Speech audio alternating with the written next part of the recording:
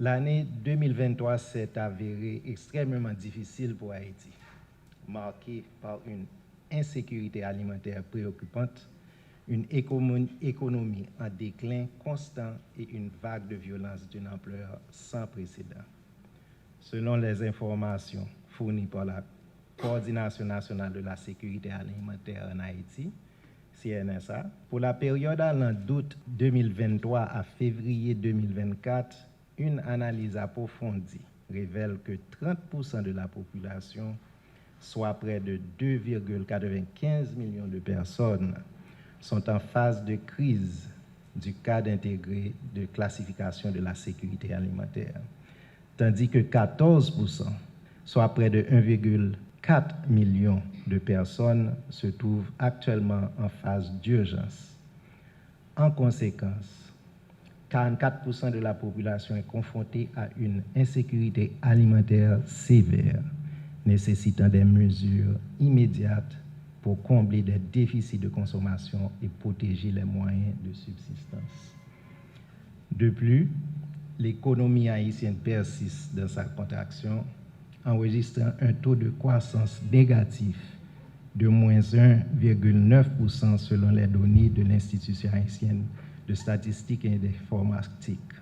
Un rapport récent de l'Organisation internationale pour les migrations indique que 313 901 personnes ont été contraintes de quitter leur domicile et leur quartier pour échapper à la violence des gangs. Parmi elles, 26% sont actuellement hébergés dans des sites temporaires où les conditions de vie sont déplorables. Ce phénomène alarmant concerne particulièrement les enfants, représentant 55% des personnes déplacées internes.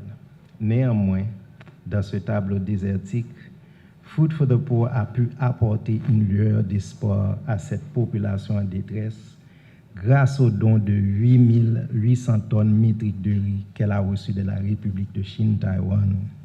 À pareille époque, en 2023, fruit d'un partenariat entre la République de Chine, Taïwan et Haïti. Ce partenariat est l'expression d'une générosité et d'un engagement sincère de Taïwan à l'endroit d'Haïti. Ce don nous a permis de servir 820 écoles, facilitant ainsi l'apprentissage des enfants.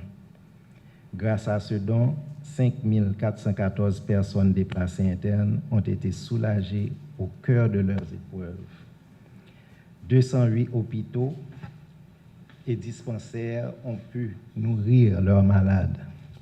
Des enfants de 112 orphelinats ont pu jouir de leur droit à la nourriture selon la Déclaration universelle des droits de l'enfant. 12 000 détenus des centres carcéraux du pays ont été nourris. 798 paroisses et 61 congrégations ont pu exprimer l'amour du Christ à la population vivant dans les lieux les plus reculés du pays et exposés aux violences de toutes sortes. Malgré la crise mondiale qui s'intensifie et malgré une baisse de sa production annuelle, le gouvernement taïwanais persiste à témoigner de sa solidarité en octroyant pour l'année 2024 une généreuse donation de 8240 tonnes métriques de riz à Haïti. Ce don sera distribué à travers le pays grâce à nos centres régionaux de distribution et nos partenaires humanitaires, contribuant ainsi à soulager les défis alimentaires qui affligent la population. Salomon, dans le livre des Proverbes, a dit « L'ami aime en toutes circonstances, et dans le malheur, il se montre un frère ». Un merci spécial au peuple taïwanais qui a non seulement exprimé son amitié envers le peuple haïtien, mais surtout sa fraternité en ces temps difficiles. Longue vie à cette fraternité entre Taïwan et Haïti. Merci. C'est un grand plaisir pour moi.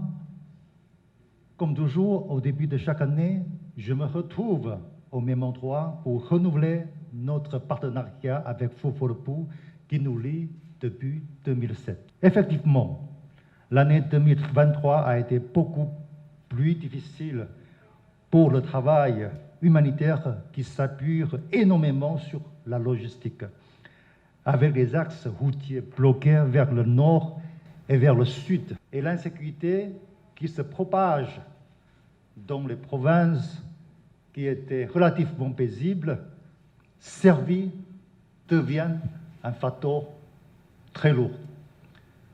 Nous avons dû, nous tous, s'adapter à la nouvelle donne pour mener à bien notre travail.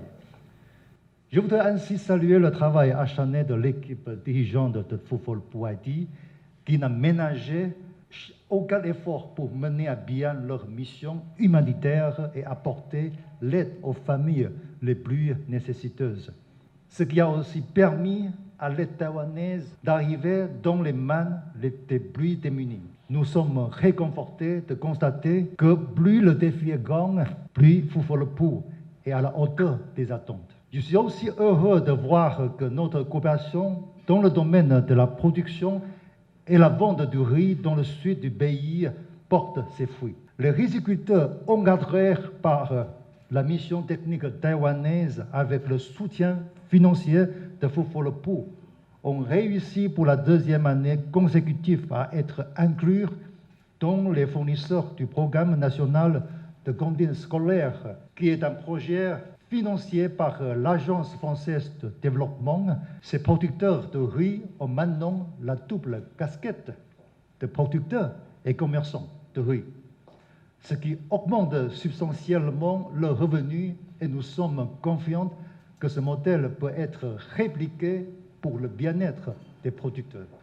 Pour cette année 2024, notre partenariat avec Football pour est renouvelé avec un don de 8240 tonnes de riz que le gouvernement de la République de Chine Taïwan a décidé d'octroyer à Football pour Haïti. Cependant, notre travail devient encore plus immense, car selon les statistiques, 44% de la population, équivalent de 4 350 000 personnes, sont dans l'insécurité alimentaire aiguë en Haïti, et ce chiffre va encore augmenter selon les études du CNSA. Le défi est grand et nous devons redoubler nos efforts. Mesdames et messieurs, nous entrons dans la 68e année de relations diplomatiques établies entre Taïwan et Haïti. 68 années au cours desquelles s'est développée une profonde amitié, digne de la qualité ferme de sa croissance et forte de sa volonté, particulièrement marquée par une solidarité agissante sur la scène internationale et une coopération bilatérale dynamique dans un esprit de partenariat. Nous avons bâti l'une des alliances les plus robustes, les plus résilientes et les plus solides au monde, en l'utilisant comme base solide sur laquelle bâtit un vaste réseau de liens humanitaires et sociaux. C'est ainsi, je m'engage, au nom du gouvernement et du peuple taïwanais, de continuer à approfondir notre partenariat avec Football pour, qui contribue à améliorer le quotidien des Haïtiennes et Haïtiennes les plus démunis. Dans 2 semaines, les Taïwanais fêteront la nouvelle année du calendrier lunaire. Et l'année qui s'annonce sera l'année du dragon, qui symbolise l'énergie, l'audace et la créativité qui sont propices pour le changement. Nous souhaitons ainsi que cette année sera pour Haïti une année tournante qui nous sortira des difficultés que nous avons tous vécues et partagées ensemble. Je forme ainsi donc mes meilleurs vœux d'une bonne année qui vous apportera beaucoup de succès, aussi bien sur le plan professionnel que personnel. Merci en mille.